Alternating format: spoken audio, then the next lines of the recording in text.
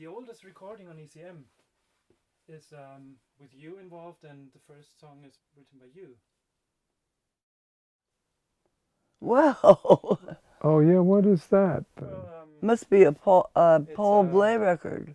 this one, since there's no recording before 1961. Oh yeah, but he didn't make No, that. I know, but Yeah. He re-released it, He and re-released obviously it, it was like, I would think it's been an influence on ECM and the general sound and approach, since he re-released it later, and also since both of you have been involved in that. You were basically the oldest or the first ECM artist before ECM was actually existent, I would say.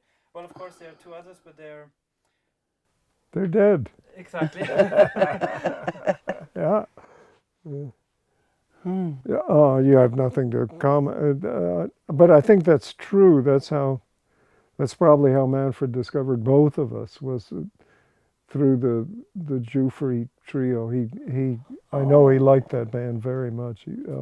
I think he saw the significance of that band at a time when most people didn't, especially people in America, critics as well as the public. That band was kind of an obscure corner of the explosion of new music in New York in 1960, thereabouts. And both Carla and I were involved in that music in ways beyond the Giuffre trio, and Manfred paid attention to the music of that band, which was seen as a kind of European form of improvised music at that time, largely because there was no drummer.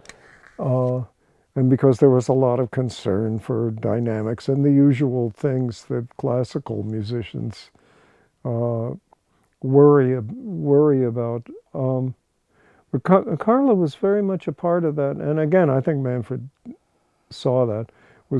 Carla was very much a part of that band. We played a lot of her music, but beyond that, you were at a lot of the rehearsals. I mean, you were actually participating in the saying stuff and all. Yeah, you were. You may not remember. I don't remember that. I just remember I went to Europe for the first time with that band.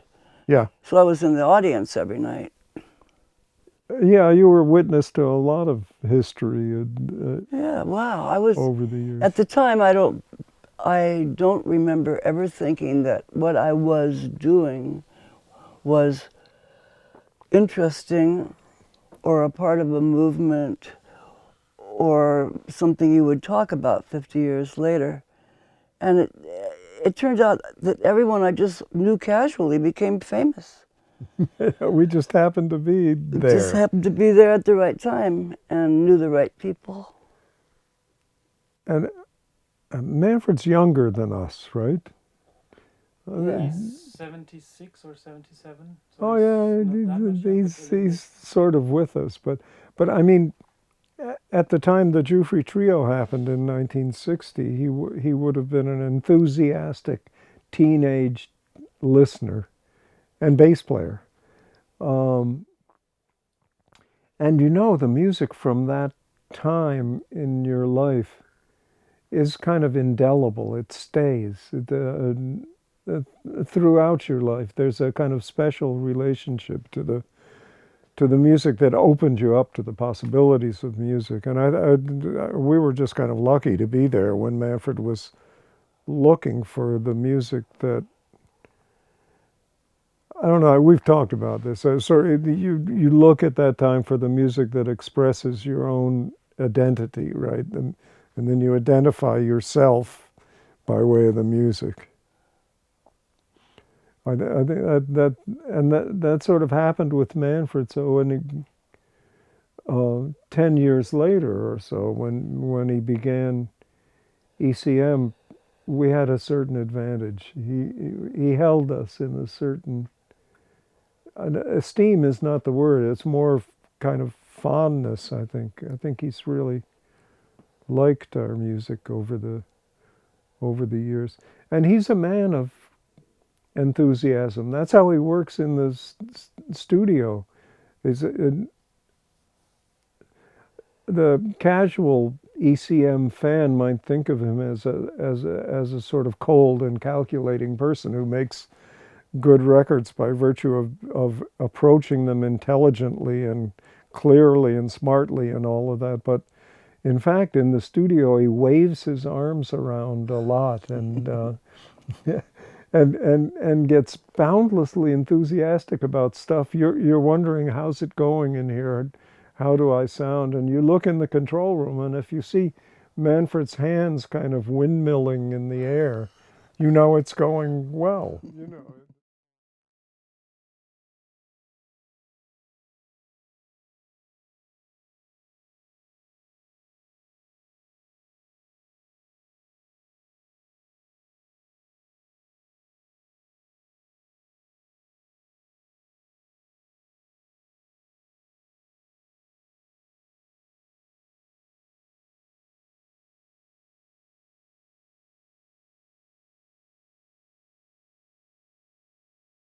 I remember disliking at least one of the tunes that Jimmy Giuffre was playing and saying, "Don't play that anymore." One of yours? Yeah. Huh. But other than that, I don't think it affected me at all. I didn't think deeply about anything or analyze anything. I just was allowed, luckily, to do exactly what I wanted to do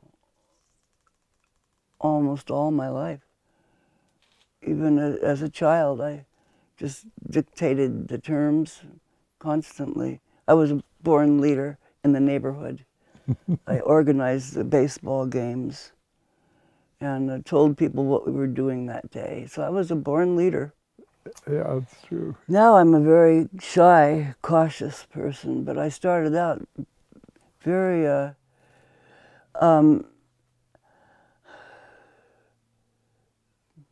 aggressive is not the word. No. I think. Emphatic. Emphatic. You were a commanding presence. A demanding presence. Commanding. Commanding. Yeah, no, now you're a demanding presence. No, now I just want to stay home and write, and I don't want to go anywhere. I don't want to play, but I do it all anyway. Yeah. But before I did because I make you. Because you reasoned with me and made your case very clear. Uh-huh. Yeah. And that case is that I should play the piano, and that's something I avoided doing throughout my life because I didn't find it interesting. The time went by too quickly. I like to write because I can think about, is this the right note or is this stupid note? And I can't do that when I'm playing because if it's a stupid note, it's already gone.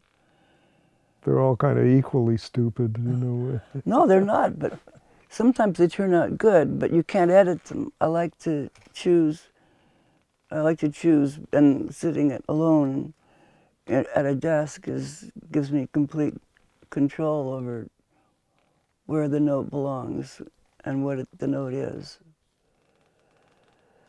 But that's another story.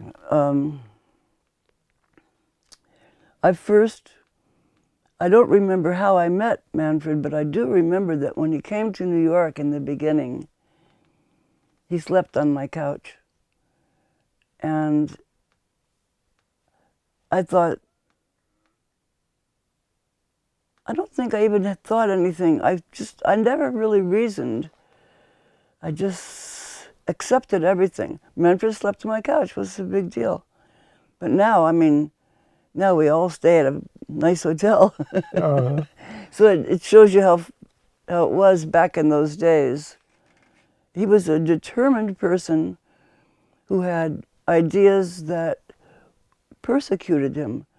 He had to do what he knew or believed was right at all times. And if that thing were to end in him being put in jail, he would have gone and thought it was okay.